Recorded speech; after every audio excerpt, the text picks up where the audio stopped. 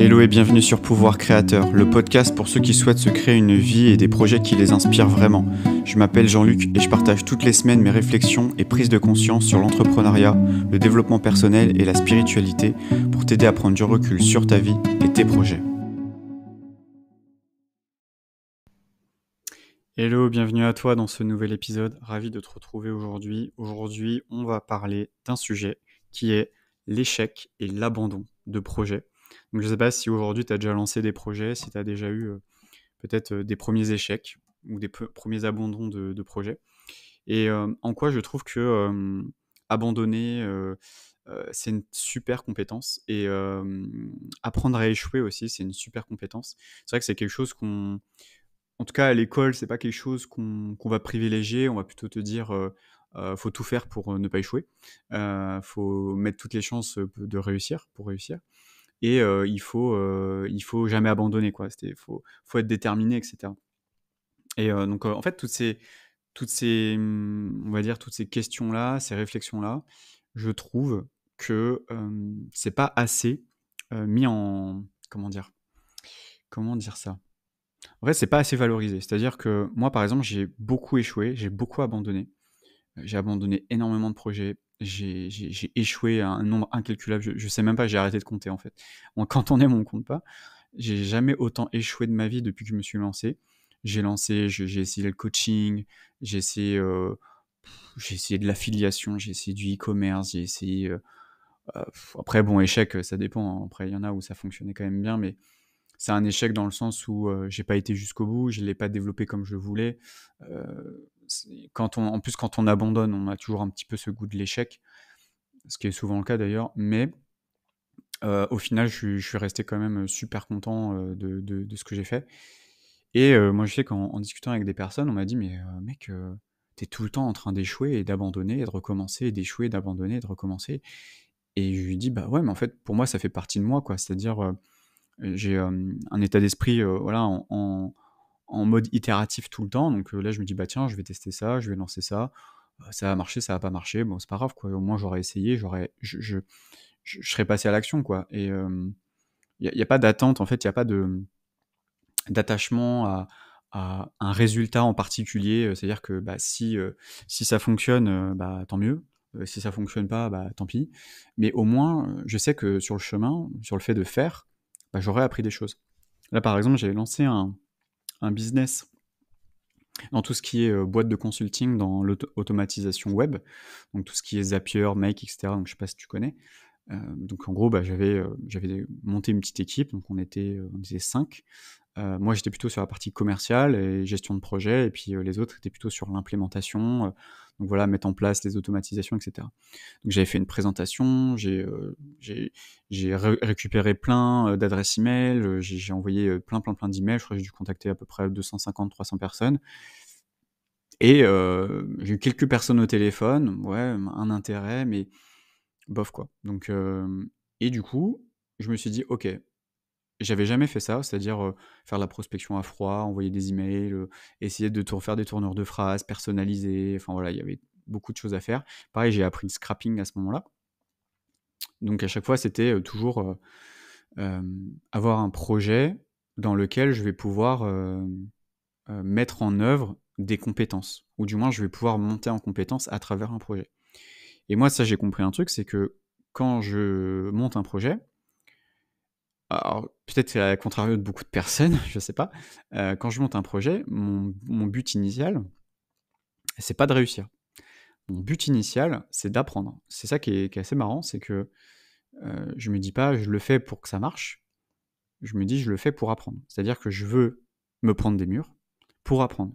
Parce que observer des vidéos YouTube, prendre des notes, regarder des formations, ça a jamais créé des vrais entrepreneurs. Par contre, un vrai entrepreneur, quelqu'un qui souhaite entreprendre et passer à l'action, et cetera, quitte à se prendre un mur, bah, c'est quelqu'un qui se dit: «Bah, en fait, c'est soit je réussis, soit j'apprends». Donc à chaque fois, c'était des apprentissages. J'ai appris des choses, je me suis rendu compte de certaines choses.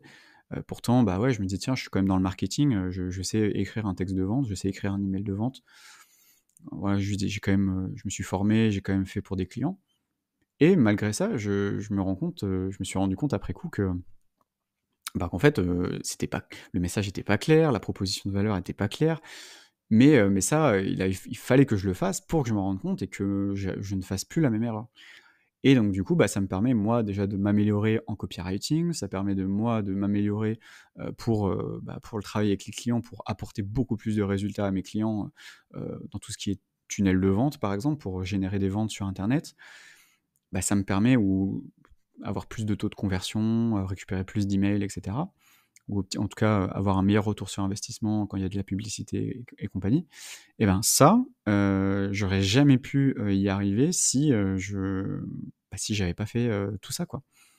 Et donc, c'est vrai que c'est des choses que je raconte pas forcément parce que, bah, je vois pas trop l'intérêt et puis sous quel format. Alors oui, je sais que je vais en parler dans le podcast parce que c'est le format qui est quand même plus simple pour raconter, un petit peu ce qui s'est passé et cetera. Mais c'est clair que voilà, j'ai lancé une conférence en ligne, c'était quand? C'était, il y a 6 mois, ça a été un énorme flop, il y a eu, 3 personnes dont, en gros 3 potes quoi. Heureusement qu'il y a les potes quoi et je me suis retrouvé, voilà, à faire, devant 3 potes, en plus je pensais que, bah, la vidéo elle avait été enregistrée, enfin la conférence avait été enregistrée alors qu'en fait ça a pas du tout enregistré. En plus je me suis retrouvé à devoir, montrer des slides et qu'en fait personne ne voyait les slides. Donc c'était une catastrophe monumentale, c'était ma toute première conférence, en live et c'était une catastrophe quoi. Mais je me suis dit: «C'est pas grave». Je me suis dit: «C'est pas grave», je l'ai fait. Quand j'ai vu qu'il y avait 2 personnes quand je suis arrivé, je me suis dit: «Ah ouais d'accord, OK». Mais je me suis dit: «Non, c'est pas grave, je vais le faire».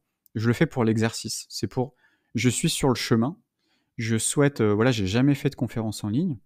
Je souhaite, expérimenter ça, juste que j'ai jamais fait et ben, je le fais. Voilà, je le fais, même s'il y a 3 personnes, même s'il y avait 0 personne d'ailleurs, je l'aurais fait. Hem, parce que, ouais, c'est surtout soi et soi-même. La relation avec soi-même, quoi. C'est est-ce que je dis ce que je fais, quoi? Est-ce que, par exemple est-ce que je dis ce que je fais? Est-ce que je fais ce que je dis plutôt? Par exemple, j'ai dit: «Non, je vais faire une conférence». 3 semaines après, j'ai fait ma conférence. En fait, c'est ça qui est important aussi, je pense, en tout cas dans tout ça, c'est de se dire, de se définir vraiment le truc de dire: «Voilà, imaginons, tiens, je vais, j'en sais rien, développer ma chaîne YouTube et je vais faire une vidéo par semaine». Ou je vais développer mon compte Instagram, je vais poster, 4 réels par semaine. Et de se le dire et de le faire. Et de vraiment avoir cet engagement avec soi-même et je sais qu'il y a beaucoup de personnes qui ont du mal avec ça, mais plus vous allez, comment dire? Vous engager avec vous-même et surtout tenir vos engagements avec vous-même, plus vous allez augmenter votre confiance en vous, votre estime de vous, vous allez dire: «Ah ouais, OK, donc je suis capable». Donc déjà, je me respecte, donc c'est-à-dire que je respecte ma parole envers moi-même, donc déjà c'est en termes d'estime, c'est déjà plus positif et puis en termes de confiance en vous, bah, en fait, vous allez vous dire: «OK, j'ai peur», par exemple de faire une conférence, j'ai peur ou par exemple: «Ah, je vais me lancer dans la création de contenu sur LinkedIn, bah, ça me fait peur parce que voilà, les gens vont voir mes posts, on va me juger et cetera». Mais vous faites quand même votre post et vous appuyez sur publier. Et ça, voilà, il y a beaucoup de gens qui publient pas sur les réseaux sociaux et ben, vous allez publier. Et donc c'est vraiment ça la démarche, c'est d'être proactif et de se dire, en fait, que tout n'est qu'un laboratoire et qu'un test. C'est-à-dire que je mets pas vraiment, alors moi j'ai beaucoup cet état d'esprit du brouillon, c'est-à-dire j'ai une idée, je fais un brouillon quoi. C'est un truc, c'est jetable, c'est pas terrible, mais au moins c'est fait. Voilà, c'est sûr que par exemple sur mes vidéos YouTube, bah, je pourrais faire quelque chose de plus quali, je pourrais faire quelque chose de mieux monté. Ça peut toujours être mieux. Mais le problème, c'est quand on veut que tout soit mieux, beau, machin et cetera, en fait, on fait rien. On fait rien parce qu'on se dit: «Ouais, non, je le ferai quand, j'aurai la bonne caméra, je le ferai quand j'aurai le bon micro, je le ferai machin» et en fait, on fait jamais rien, quoi. Alors que en vrai, maintenant, on a des outils, on a un téléphone portable juste incroyable. Je pense que tout le monde a un smartphone, ça filme, ça enregistre, tu peux faire des podcasts, tu peux faire des vidéos. Heu, Comme dirait Orelsan, c'est une excuse en gros de tu juste à prendre si tu veux faire des films, tu as juste à prendre un truc qui filme. Donc en gros, tu prends ton téléphone, quoi. Donc j'adore cette punchline, bon bref. En tout cas, voilà, je pense qu'il y a pas d'excuse à avoir et le fait de se dire, bah, en fait, tiens, je sais pas, imaginons, vous êtes sur un business et ça marche pas. Alors je vais prendre un exemple parce que j'ai discuté avec une entrepreneure, il y a quelques semaines. Elle me disait, voilà, en fait, elle a un projet et ça fait des années qu'elle est dessus et en fait, ce projet ne lui rapporte rien et je lui ai dit: «Mais pourquoi tu abandonnes pas?» Pourquoi? Parce que là, je crois que ça fait pas 10 ans, mais ça fait presque 10 ans que la personne est sur le projet, ça lui rapporte rien et je lui dis: «Mais pourquoi tu n'arrêtes pas?» Et en fait, le problème, donc, je sais pas si c'est un biais, je sais pas si c'est un biais de l'abandon, un biais d'investissement peut-être, je sais pas, qui fait que plus on s'investit dans un projet, plus on met de temps à s'investir dedans, plus ça devient difficile pour nous de sortir en fait de ce projet. Parce qu'on s'est tellement investi dedans, on va dire: «Non, je peux pas abandonner quand même, je peux pas abandonner». Peut-être que le diamant, je sais pas si tu vois cette image, le diamant qui est au fond de la grotte et que si tu t'arrêtes pas, bah, il y a un moment tu tombes sur le diamant. Bah, en fait, le problème, c'est quand tu vois cette image-là, tu te dis qu'en gros, bah, en fait, abandonner, c'est qu'en gros, tu crois pas assez à tes rêves. Mais ça dépend parce que, moi, je serais pas aussi catégorique que ça. Je pense qu'abandonner, moi, j'ai abandonné plein de fois et merci et heureusement que j'ai abandonné parce que j'aurais perdu du temps, j'aurais perdu de l'argent, j'aurais perdu de l'énergie pour des trucs qui servent à rien.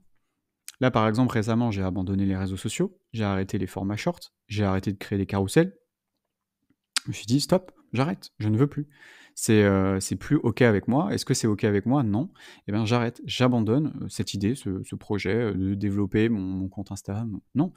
En fait, ça ne marche pas avec moi. Par contre, développer chaîne YouTube, podcast et cetera, oui, ça me parle, ouais, ça j'ai envie, oui, je sens que c'est ça que je veux faire. Et ben du coup, je mets mon énergie là-dessus et surtout j'arrête, j'abandonne, bah, en fait, l'idée de base et abandonner, c'est ce qu'on appelle le lâcher prise. C'est: «OK, j'abandonne. OK, je vois que ça fonctionne pas, j'abandonne». Mais j'ai l'impression que c'est très difficile. Les gens ils disent: «Non, faut pas abandonner, faut persévérer et cetera». Bah, non, je suis pas autant d'accord que ça. Alors moi, j'ai une croyance dans le business. Bon, les gens ils me disent: «Oui, mais tu sais, le business, ça met du temps à et cetera, et cetera». Je suis pas d'accord. Pour moi, si tu es sur un product market fit, donc product market fit, en gros, c'est, bah, ton offre répond à un vrai besoin et qu'il y a un vrai marché, qu'il y a une vraie demande et que ça marche. Tu as pas besoin d'attendre 4000 ans pour, vendre, quelque chose, quoi. Il faut au moins avoir un client. Si en un mois, tu as pas un seul client, il y a un problème. C'est-à-dire que soit en termes marketing, tu parles pas aux bonnes personnes, soit ton offre, elle est pas claire ou voilà. Mais si ton offre, elle est claire, si tout est clair et cetera et que tu fais des ventes, bah, normalement en un mois, tu es censé, vendre au moins un de tes services, un de tes produits, au minimum, au minimum et encore ça peut être moins de 2 semaines. Après ça dépend, où est-ce que tu en es. Mais, si, le truc fonctionne, s'il y a un intérêt pour le produit, pour le service et cetera, faut pas attendre, 4 mois pour que ça vende, quoi. Normalement, c'est censé vendre maintenant, quoi. Donc, voilà. En tout cas, moi, c'est ma croyance, oui, certes, vivre de son activité, ça peut prendre du temps. Donc, forcément, parce que, voilà, il faut créer du contenu, machin et cetera, ça prend du temps. Mais générer ses premières ventes, ça doit pas mettre 6 mois, quoi. Ça doit, ça peut être 1 mois, quoi. Si tu es full, tu as ta proposition de valeur, c'est clair, tu as ton message qui est clair, tu sais où est ton avatar et tu contactes ton avatar. Tu vas prospecter, tu crées du contenu, tu lui envoies ton contenu. Tu dis: «Voilà, j'ai créé des vidéos YouTube sur le sujet. Voilà, je pense que ça peut t'intéresser». Tu peux créer une communauté, un groupe Facebook et cetera. Commencer à partager du contenu là-dessus, inviter des proches, commencer à, même, à faire du gratuit pour, démarrer, hein. De dire: «Bah, tiens, voilà, j'ai aucune expérience. Bah, voilà, je prends 3 personnes gratuitement. Vous me faites un témoignage et puis hop et puis après tu démarres comme ça ton truc. Tu peux très bien commencer en disant voilà qui est intéressé pour, même si c'est à un prix, vraiment pas cher quoi. Tu fais un truc, je sais pas si tu es dans l'accompagnement, tu fais un truc, 100 balles quoi. Tu fais un 100 balles, pour, être accompagné, j'en sais rien, 2 mois, tu vois? Au moins d'avoir été une petite rétribution comme ça la personne elle paye quand même et puis derrière, la personne elle a un coaching vraiment pas cher. En même temps toi ça lui permet de te faire la main et comme ça tu démarres comme ça. Il y a beaucoup de gens, ils démarrent, ils veulent pas, ils veulent tout de suite vendre des trucs à 3000 balles. Mais, fais déjà gratuit, montre que tu es compétent, faut que tu prouves ce que tu sais faire et ensuite après derrière tu pourras vendre. Mais en tout cas pour en revenir, à l'échec et cetera, parce que là pareil je commence à diverger aussi, hem, pour en revenir à l'échec et compagnie, heu, teste un business pendant 3 mois. Si au bout de 3 mois le truc il prend pas, si tu es même pas foutu de faire une vente, bah, voilà quoi. Et après faut voir aussi le marché.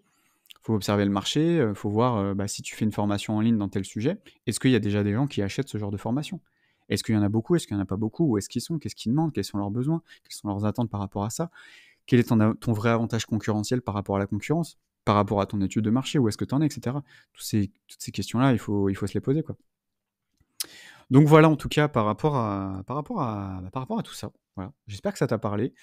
Tu me diras, voilà, soit par message, par Instagram, voilà. Bref, tu me diras un petit peu ce que tu en as pensé. Est-ce que, voilà, qu'est-ce que tu penses de le fait d'abandonner? Moi, je vois beaucoup de vertus au fait d'abandonner. Je pense que bien sûr, faut pas abandonner à la première difficulté parce que là, en gros, voilà, tu vas pas aller loin. Mais faut pas non plus s'entêter, quoi. C'est-à-dire que tu fais, tu testes. C'est-à-dire que pour moi, c'est comme si, tu vois, c'est un laboratoire. Je sais pas si tu connais un petit peu le lean startup, le design thinking, etc., c'est toujours de l'itératif. C'est vraiment, tu vas itérer tout le temps. Pour moi, si tu fais un premier test, un deuxième, un troisième, au bout du quatrième, cinquième test, ça donne rien, je pense qu'il est temps d'arrêter. Et c'est comme ça que tu vas vraiment pouvoir voir si ça fonctionne. Et un dernier tips pour la route, moi c'est un conseil que je donne tout le temps aux gens, c'est sur les réseaux sociaux, tu mets une annonce, tu dis voilà, je cherche 5 personnes qui sont dans cette situation, qui désirent ce truc-là, et en même temps qui ne veulent pas faire ça. Imaginons, je cherche quelqu'un qui souhaite perdre 10 kilos sans forcément aller à la salle de sport 3 fois par semaine, par exemple, c'est une bêtise, parce que ça va être ton avatar. Et tu dis voilà, est-ce que vous avez quelqu'un dans votre entourage? Et là, hop, le message va se diffuser, et là, après, tu vas attirer les personnes à toi qui vont correspondre à ton type d'avatar. Et là, tu peux leur proposer, si tu démarres, hein, tu peux leur proposer du coup un bêta test, voilà, pour quelque chose de pas cher, on va dire. Et puis après, si tu es déjà bien lancé, tu peux dire tiens, discuter avec eux, les appeler, échanger, dire tiens, où est-ce que tu en es, nanana, pour obtenir des feedbacks et peut-être voilà, lui adresser ensuite après un programme dédié et ensuite le closer derrière. Voilà, en tout cas, par rapport à tout ça, l'échec, l'abandon. Pour moi, je trouve que l'abandon, c'est top. Je sais pas ce que toi t'en penses. Abandonner, pour moi, c'est une super vertu parce que quand tu abandonnes, tu laisses de l'espace pour autre chose. Et moi, j'ai abandonné plein de projets, même des business qui rapportaient de l'argent, qui étaient rentables. J'ai abandonné ça pour autre chose parce que la vie auquel j'aspirais était différente. Et voilà, et peut-être que ça va te plaire pendant 5 ans, 10 ans, puis après ça va te saouler, tu vas vouloir faire autre chose. Il faut être très au clair avec soi-même sur ça, très honnête avec soi-même sur quand on sent qu'il y a quelque chose qu'on aimait avant, qu'on n'aime plus. Et il faut être honnête avec soi-même et se dire ok. Bon, par exemple, j'ai eu des groupes de musique. Il y a eu des groupes de musique qui ont très bien marché, ça a duré pendant des années. Mais au bout de 3 ans, voilà, saoulé quoi. J'ai plus envie, du coup j'ai abandonné. J'ai abandonné alors qu'on faisait des concerts, c'était des concerts qui duraient quasiment 1h30, 2 heures, hein, c'était des gros concerts, hein, un gros travail derrière, etc. Mais non, j'ai décidé d'abandonner parce que ça correspondait plus vraiment à ce que je voulais, à la personne que j'avais envie de devenir. C'était plus si aligné que ça. Et voilà, c'est être honnête avec soi-même. Et je vois beaucoup de gens qui peuvent être attachés à quelque chose, à un projet, et en fait se pourrir la santé juste pour ça. Donc écoute-toi, si ça vibre plus, ça parle plus, lâche quoi. Lâche prise. Et tu verras le cadeau qu'il y a derrière, c'est incroyable. Mais il faut lâcher pour s'en rendre compte, en fait. Pour laisser de l'espace. Et cet espace-là, t'inquiète pas que le vide que tu vas créer, t'inquiète pas qu'il va se remplir, tranquillement, gentiment, et tu vas voir ce qui va venir est carrément mieux. Mais ça, il n'y a que en l'expérimentant que tu t'en rends compte. Moi, je le vois, que ce soit, je l'ai vu au niveau musical, je l'ai vu au niveau professionnel, je le vois au niveau business, enfin voilà, je le vois tout le temps. C'est dès que j'abandonne, dès que j'arrête de faire quelque chose, je laisse de l'espace. Je te renvoie à mon podcast sur la Via Negativa, je pense que ça devrait te plaire. Tu vas voir direct qu'en fait, c'est génial. Laisser de l'espace, c'est génial. Moi, je l'ai fait notamment avec les réseaux sociaux. Je gagne 3 heures par jour. C'est incroyable. En 3 heures par jour, on peut en faire des podcasts en 3 heures par jour. Hein. Ou des vidéos YouTube. Enfin voilà, bon, je te laisse sur ces belles paroles. Et puis je te dis à la prochaine pour une prochaine vidéo. Ciao, ciao. Merci d'avoir écouté cet épisode, j'espère qu'il t'a plu. N'hésite pas à mettre 5 étoiles sur Apple Podcast ou Spotify, ça ne coûte rien, ça te prend que quelques secondes pour soutenir mon travail, le podcast ainsi que tous les autres épisodes. Je te souhaite une belle journée. Ciao ciao.